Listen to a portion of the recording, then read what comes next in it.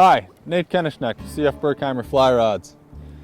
When we talk about gear and spey casting, one of the most important things to think about is having a properly lined rod. You get a line on there that's too light, you're not going to activate the most energetic part of the rod. You get a line that's too heavy, you're going to bog the rod down, not get the full potential out of it. Properly matched line to the right rod makes all the difference when you get out on the river. Now, what are we talking about when we talk about a grain window? The grain windows that we list on our website refer to the full range of lines that we're going to use on each given rod, starting from a light Scandi line to a longer, heavier long belly, with Skagit lines and short bellies in between. The lines we list specifically are the best lines matched to each rod.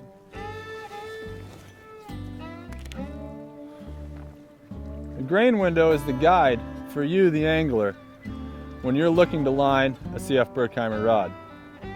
We start with a Scandi line. For example, I've got a 7134 here with a Saracione reel. If I were fishing in the summer or if I wanted to fish a floating line, I'd put a 480 Scandi on it. That's what's listed on the website. Skagit line, 540. A short belly, maybe something like a Delta Spey 7/8 at 530 grains and 55 feet. These are guidelines to use when selecting the right line for your rod. If you'd rather fish a Rio or a Scientific Angler's shooting head, find the Scandi and match the weight as best you can.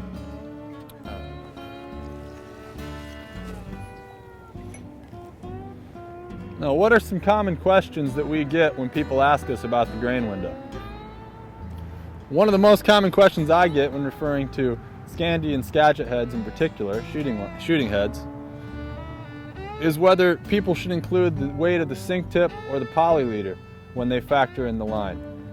The answer to that is no. You just want to think about the weight of the floating or intermediate Skagit belly itself or Scandi belly itself.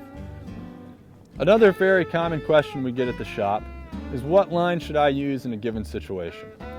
Scandi, Skagit, long belly, short belly, shooting head. All these different terms get bandied about and thrown at you, and if you're an angler coming from a 10-foot 8-weight steelhead background or a 9-foot 5-weight trout fishing background, it's a lot of information to take in. So let's break this down, look at some different situations and what's going to work best for you in each situation. If I want to fish a floating line on a spey rod, a Scandi head is a really nice way to go. That's one of the most common setups, a very popular setup for summer steelhead fishing, fall steelhead fishing, or winter steelhead fishing where you'd want to utilize a floating line.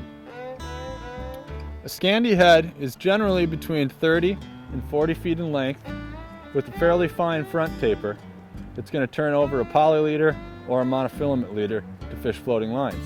A Skagit head is a line that's designed to fish sink tips and sunk flies. Skagit head like this Airflow Compact Skagit here, it's a 540 grain, 24 feet long, with a very powerful front taper that will have the momentum, the power, the inertia to turn over a sink tip of your choice.